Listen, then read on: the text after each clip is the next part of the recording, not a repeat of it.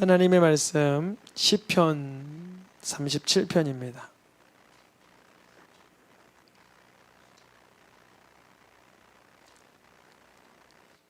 두 절의 말씀 한 절씩 읽겠습니다. 악을 행하는 자들 때문에 불평하지 말며 불의를 행하는 자들 시기하지 말지어다.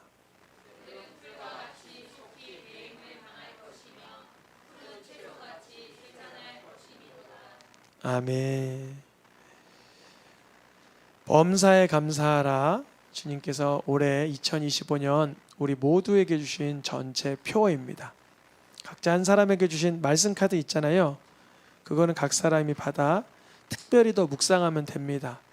그런데 우리 모든 성도님들은 지난해 서로 사랑하라 말씀 주신 것처럼 범사에 감사하라가 올해 조금 더 핵심적으로 깊이 실천해야 되는 표어입니다.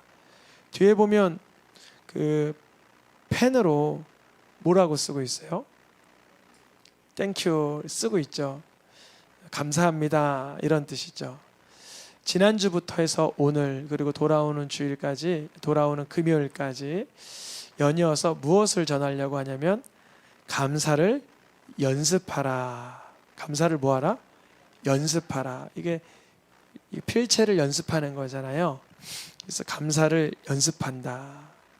조금 더 강하게 말하면 감사를 훈련한다. 연습은 이렇게 연습하는 거고 훈련은 어떠한 그 단계를 뛰어넘는 거죠. 연습하고 훈련하고. 감사를 연습하라 두 번째 시간. 우리가 감사를 하고 싶은 건 뭐 마음에 우리가 다 동일하게 동의하는 거지만 우리가 감사하지 못하는 이유가 있다면 지난주에 이런 얘기를 했어요. 불평, 불만, 원망, 시기가 올라오면 우리가 감사하는데 이 지장을 받아요. 원망, 불평, 시기, 질투 뭐 이런 나쁜 영적인 공격물들이 있죠. 그것이 사람이 공격을 하든 환경이 공격을 하든 내 뇌 속에서 뭐 감정이 요동을 치든 이 감사하고자 하는 우리의 의욕을 꺾어버리죠. 불평과 불만과 원망과 이런 어둠의 영역들 말이죠. 그런데 오늘 말씀을 보니까 이런 상황이에요. 어떤 상황이냐면 내가 불평하는 게 이유가 있어요. 악을 행하는 자들이 있다는 거죠. 그래서 내가 불평한다는 거예요. 불이 의롭지 않은 행동을 하는 자가 있어요. 근데 그들이 형통해요. 그것을 내가 질투하게 된다는 거죠. 합당한 것 같아요. 그런데 성경은 단호하게 감사를 연습시켜요. 훈련시켜요. 뭐냐면 악을 행하는 자들이 있다 손치더라도 그거 불평하지 말아라. 따끔하게 말씀하세요. 우리는 악을 행하는 자가 있으므로 내가 불평하는 건 합리화라고 생각을 해요. 괜찮다. 나는 합리적으로 지금 불평하고 있다. 왜냐하면 그 사람이 새치기 했어. 그 사람이 악을 행했어. 난 그래서 불평하는 거야. 문제가 내게 있지 않아. 그 사람만 없으면 난 불평 안 할 수 있어. 이런 말 우리 가끔 하잖아요. 근데 성경에서는 뭐라 그래요? 악을 행하는 자 때문에 불평을 하지 말아라. 하나님을 기대하라. 불의를 행하는 자들 때문에 시기 질투하지 말아라. 여러분 번쩍 이렇게 깨어서 들으셔야 돼요. 악을 행하는 자가 있다 손치더라도 그 사람은 내가 불평할 근거를 내게 주지 못한다는 거예요. 하나님이 계시니까. 예수님의 모습을 보면 알죠. 예수님이 불평, 불만, 원망 안 하셨죠. 아버지 하나님을 완벽히 신뢰하니까. 근데 우리는 그러지 못할 수 있는 거 잘 알아요. 저도 나쁜 습관이 들어서 불평, 불만, 원망, 시기가 이 몸에 이렇게 마치 그 연기가 자욱한 데 들어갔다 나오면 연기 냄새가 배듯이 아직 몸에 배 있을 수 있어요. 그런데요, 여러분 계속 기억하고 깨닫기를 구하셔야 돼요. 주님, 시편 37편 1절 말씀이 떠오르게 해주시옵소서. 악을 행하는 자가 분명 있을지라도 그가 근거가 돼서 내가 불평하지 않도록 도와주시옵소서. 그가 근거가 돼서 내가 시기하지 않게 하여 주시옵소서. 왜냐하면 하나님은 참으로 무엇을 행하셔요? 선을 행하세요. 마음이 정결한 자에게. 악을 행하는 자? 아니요. 불의를 행하는 자? 아니요. 마음이 정결한 자에게 선을 행하셔요. 하나님은 그걸 믿으라는 거예요. 그걸 신뢰해야 감사가 된다는 건데요. 시편 73편으로 갑자기 넘어왔어요. 이유는 왜 그러냐면 시편 73편 쓴 이 작가가 이 부분에 넘어졌기 때문에 그래요. 이제 자기 간증 시간이에요. 이 사람이 뭐라 그러냐면 시편 73편에 아삽의 이 시에서 뭐라 그래요? 나는 거의 넘어질 뻔, 미끄러질 뻔했어요. 이 사람도 시편 37편 1절처럼 뭘 보면서 질투했어요? 악인의 형통함을 보고 오만한 자를 질투하게 됐어요. 와, 그러니까 시편의 저자들은 참으로 진솔한 간증을 해요. 하나님을 찬양하기 직전엔 자기도 넘어지고 실족하고 실수하고 어리석은 자기 모습을 고스란히 작성하고 있다는 거예요. 우리 성도님들 그러니까 넘어질 뻔하거나 미끄러질 뻔하거나 질투가 올라와도 그러한 내 상태에 굴하지 마세요. 그런 영적인 공격은 누구나 있을 수 있다는 거죠. 바로 그때예요.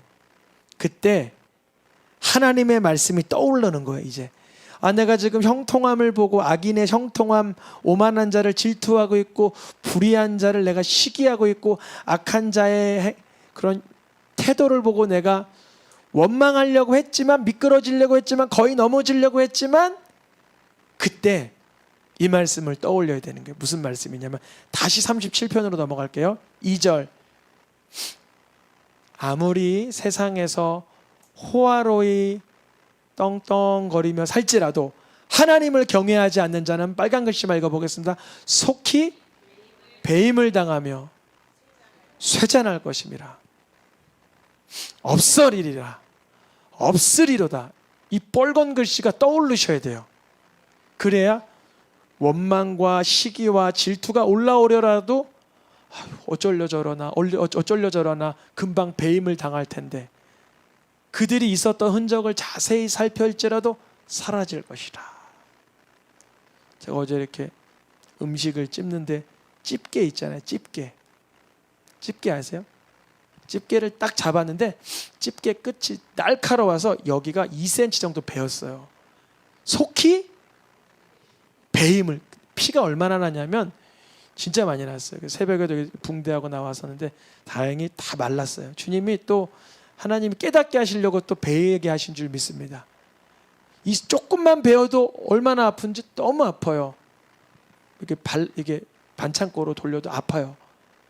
근데 우리가 하나님을 경외하지 않고 세상의 것을 질투하고 불평하고 원망하고 살면 이렇게 배임당하는 것처럼 그리 된다는 것을 알고 하나님을 경외하시길 축복합니다.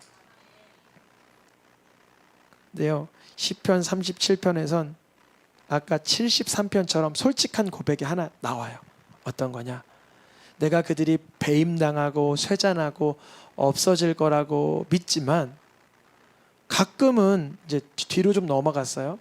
내가 악인의 큰 세력을 보면 어떻게 보여요? 그들이 무성한 존재 같아요. 무성한 존재가. 물론 뒤에는 없어지나 발견하지 못한다고 또 이렇게 깨닫긴 하지만 이게 이 내면 세계 속에서 엄청난 전쟁을 일으키는 거예요. 악인의 큰 세력, 그들은 무성한 같은데 흔들지 못할 존재들 같은데 근데 내가 다시 찾아봤는데 뭐야 어느 날 보니까 악인들이 없어졌네. 발견할 수가 없는구만. 그래서 우리 성도님들은 감사하는 삶을 살기 위하여서는 악한 자들이 얻는 어떠한 세상적인 풍요로움을 하나님 앞에서 내려두시고 하나님이 내게 주실 복을 기대하시길 축복합니다. 하나님 말씀을 떠올라 감사하는 사람의 특징은 악한 자들의 허망함과 악한 자들의 유한함을 바라보면서 동시에 하나님의 축복을 반드시 바라봐야 돼요. 이게 동시에 일어나야 돼요. 복만 바라보면 기복신앙, 복 안 바라보고 저주만 바라보면 율법신앙이 될 수가 있어요. 이 두 가지가 같이 진행돼야 돼요. 율법을 통해 죄인임을 알아서 하나님 앞에 회개함으로 나가고, 회개할 때 하나님은 반드시 복을 주신다는 믿음으로 나아가야 되는 거예요. 시편 37편 말씀에 그래서 이렇게 써 있는 거예요. 시편 37편은 지금 계속 분석하는 거예요. 감사의 기준으로. 진실로 악을 행하는 자들이 무성하고 훌륭해 보이고 남 부러워 보이고 때로는 시기 질투나나 반드시 끊어질 거야. 이것을 계속 선포해야 돼요. 그래야지 내가 악에 근접하지가 않아요. 끊어질 거야. 배임당할 거야. 사라질 거야. 그러나 하나님을 소망하는 자들은 뭘 차지해요? 땅을 차지할 거야. 같은 뜻으로 온유한 자들이 뭘 차지해요? 땅을 차지할 거야. 그러면 목사님, 저는 아무리 소망하고 온유한 자인데 부동산이 별로 없어요. 그러실 거예요. 근데 맞아요. 이거를 이제 부동산으로 해석하는 분들도 있는데요. 그렇게 복을 주시는 분들도 있고요. 성경에서 땅은 무엇을 뜻하냐면 심령 전체를 뜻해요. 감정, 의지, 그리고 생각, 지정의 영역의 심령 전체를 땅으로 표현할 때가 많아요. 그래서 좋은 땅에다가 씨를 뿌리고, 길가 땅에다가 씨를 뿌리고, 돌짝밭 땅에다가 씨를 심잖아요. 그 땅은 뭘 뜻한다고요? 마음, 심령 전체, 전인격적인 심령 상태. 그러니까 하나님을 갈망하며 악을 행하는 자들은 하나님을 경외해야 돼 간절히 구하면서 하나님을 갈망하는 자들에게는 심령 전인격적인 세계를 얻게 하신다는 거예요. 그게 바로 풍성한 화평으로 즐거워하는 영생의 복을 체험하게 하신다는 것입니다. 영생의 복을 체험하게 하세요. 아까 전에 읽었던 시편 73편의 그 사람은요, 그 기자는 그렇게 세상의 사람들을 부러워하다가 결국 주여, 사람이 깬 후에는 꿈을 무시함 같이 주께서 깨신 후에는 그들의 그러한 형상을 멸하여지리이다. 이것을 다시 깨달아요.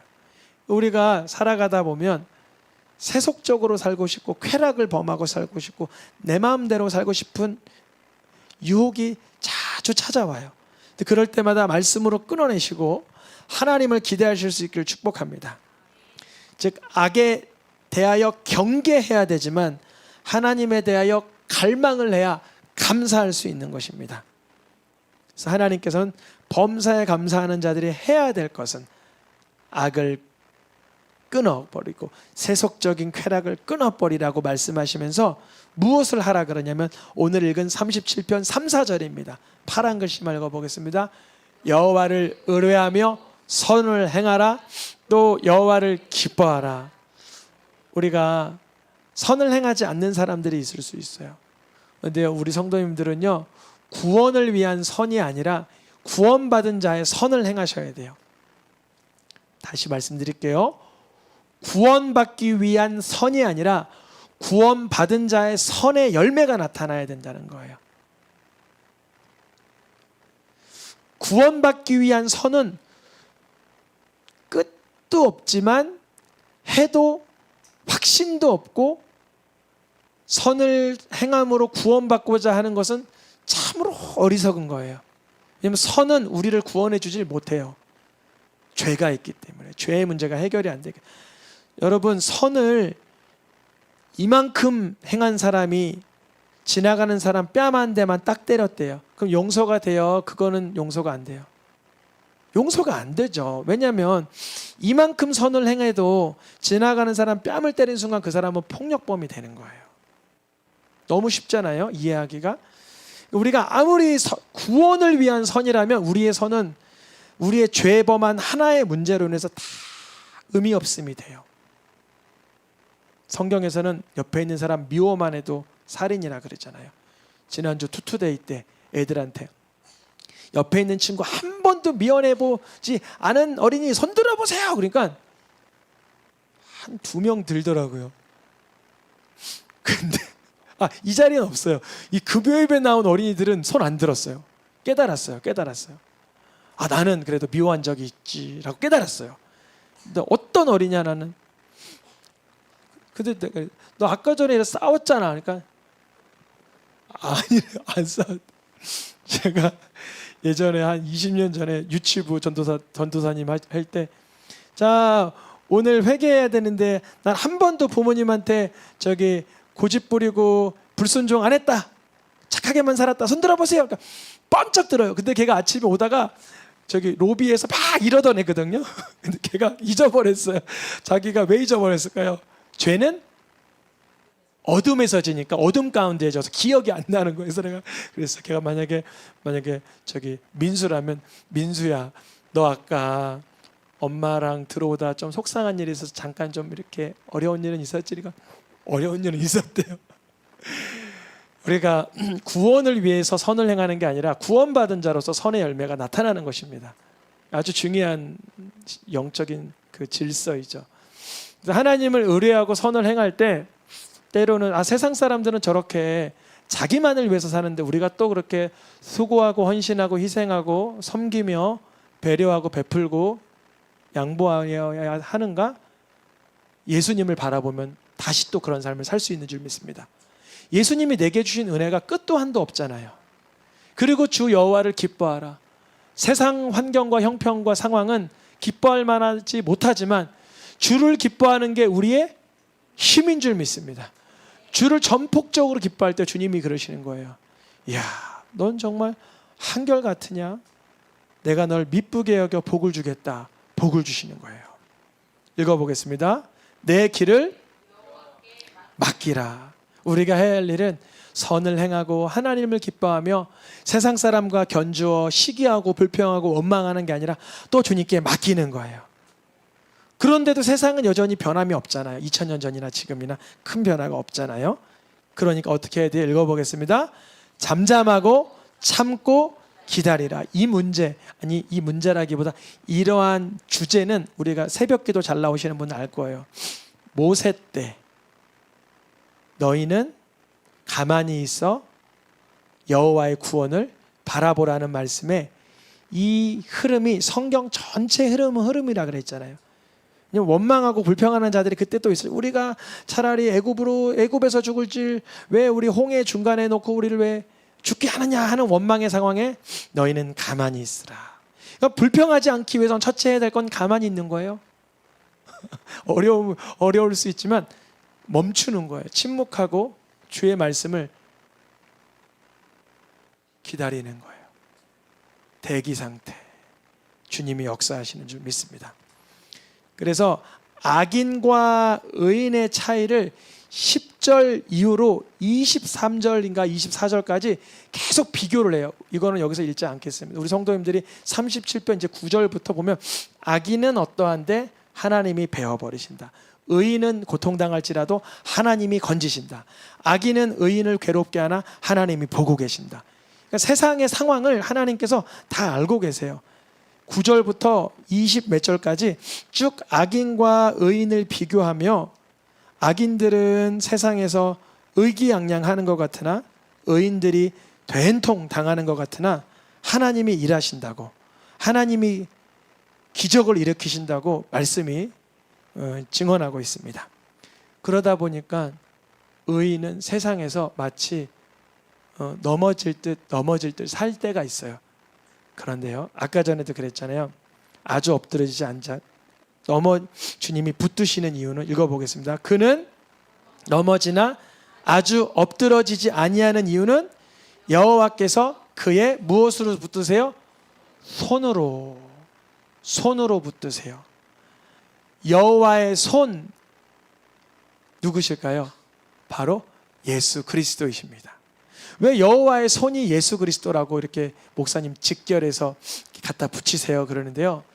제가 나중에 한번 히브리어 파자를 좀 해볼게요. 글자를 뭐 한다고요?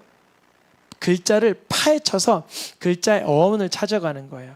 그래서 여호와의 손은 뭐냐면, 손이 뭐냐면 예수님이 손에 못 박힌 형상으로 나타나는 거예요. 주님이 그 손으로 우리를 붙드시는 거예요. 못 붙드실 손 같지만 그 손으로 붙드십니다. 여러분 세상 살 때에 불평불만 원망으로 인해서 내가 범사에 감사하지 못할 때 여호와의 손이 되시는 예수 그리스도의 손으로 붙드심 받기를 축복합니다. 우리가 세상에 수많은 악인들에게서 공격받고 시기받고 질투받을 수는 있지만 결국 하나님을 의지하는 자들이 왜 구원을 받나? 악인들에게서로부터 하나님을 기대하고 의지하는 자들을 구원하심은 주를 의지하는 자들을 알기 때문에 그렇습니다. 우리 성도님들의 삶 가운데 범사에 감사하기 위하여서 내게 합당한 원망과 불평을 끼얹어주는 대상이 있을지라도 거기에 굴하지 말고 감사할 수 있기를 축복합니다. 우리 이 시간 찬양하며 기도하겠습니다.